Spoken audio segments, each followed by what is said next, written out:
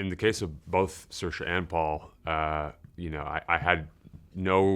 was not imagining anybody in particular when I was working on the book, for sure, because it was just still existing in the literary realm at that point. But even when Garth and I started working on the screenplay, I hadn't got to that point yet. I was kind of focused on the ideas and thinking about the story, and we got to that process of when it was time now to start actually sending to actors. It's a nervous feeling because they just have the words and the script, and in this case I was really hoping actors were going to be able to interpret it and make it their own. And so as we started to advance in that process, and Saoirse came on board first, and then Paul, I was so excited. I had been a fan of their work before this, and I knew they would do something special. But what they did do exceeded that. Once I'd even wrapped my head around that they were interested and that they were committed to the material, I couldn't believe the result, what they did, the places they went, and they're just such wonderful people too. I mean that's I think true with any line of work, anything you do, you want to work with people that you like and that you believe in, and it's certainly true with both of them.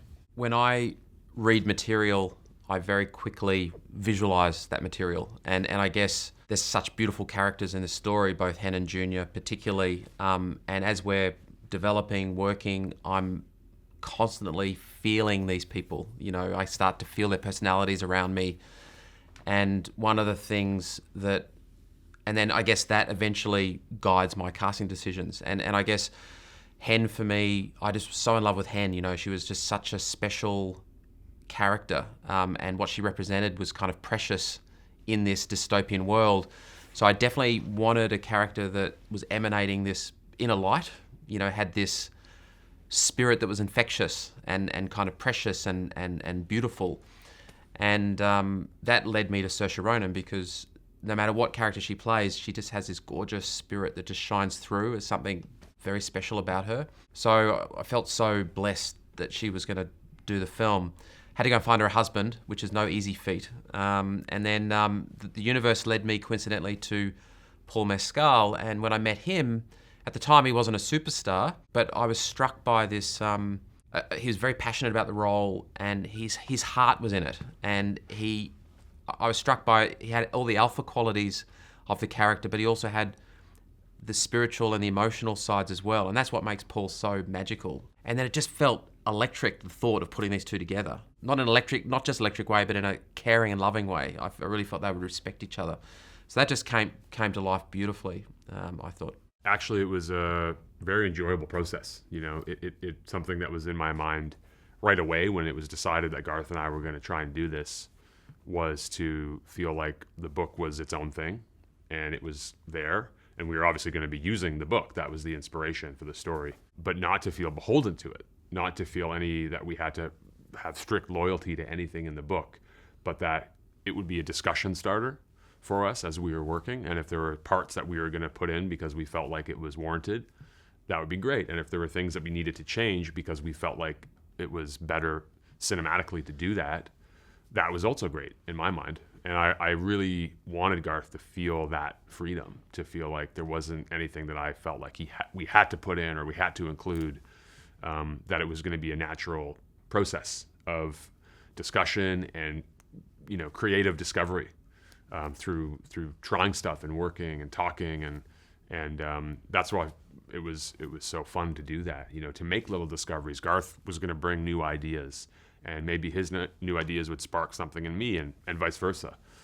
So the whole thing really felt like a discussion that we were just sort of then going to present the material to actors and to musicians and to everybody else who was part of it, who was going to interpret these words and kind of then make what we see as a final film. I also think what's different from the novel's all from Junior's kind of inner mind, and then the film was very much about bringing Hen to the front of the story. And when you do that, you really have to kind of think about Hen in a very dimensional way, and making sure that all her choices feel truthful. So I guess, yeah, to your point, the second half of the movie definitely departs from the book in service of Hen's story and kind of bringing that to life through the filmmaking process. If you ever have a sex scene, it's got to be there for a reason, for a reason for the character, and unless you're a different type of filmmaker. Yeah. And actually, the sex scenes almost are the goalposts for these big steps that are being taken in the relationship and this kind of reuniting of this couple. And so in a way, it was very helpful. It was almost like everything in between was a journey to that intimate moment. And the intimate moment was very symbolic of where they've come to in that section, if that makes sense. So it was very helpful to the actors. In fact, in the rehearsal period, we rehearsed the intimate scenes first. And in a strange way, by doing that, we were kind of finding the symbology of the characters' arcs. And it was very helpful to the actors because they knew what each of those sections meant. So yeah, it was very powerful. And I was very moved by it too, because it's about Hen kind of reconnecting with what she's lost within herself and kind of having the courage to open up old feelings and kind of embrace it again. And you really feel the film go from this kind of has a sense of awkwardness, and it kind of moves into this complete freedom and spontaneity and curiosity, which I really loved, feeling that through the characters' lovemaking and their personal interactions. Yeah, I never try and think of a title early on when I'm writing something. To me, that it's too soon, and I'm still discovering the story because I don't write from an outline, and so I understand the story. I discover it as I go. So it wasn't until I was almost done that the title Foe came to me, and when it did come to me, I knew that's what it was. I just knew that was the title, and the main part of it that I appreciated was I wanted people to have their own version of what it meant and to interpret that title. You know, these three characters, and then there are some other larger metaphors in the story. And when the book came out and I was doing events for the book, people would sometimes ask that question, and at times, sometimes there would be debates amongst people in the audience about what or who the foe referenced in the title was. And to me, that was exciting to allow people to discuss that, because I don't think if you've read the book, or in this case seen the film, and you have an interpretation of why you think that's the title, I don't think you're wrong.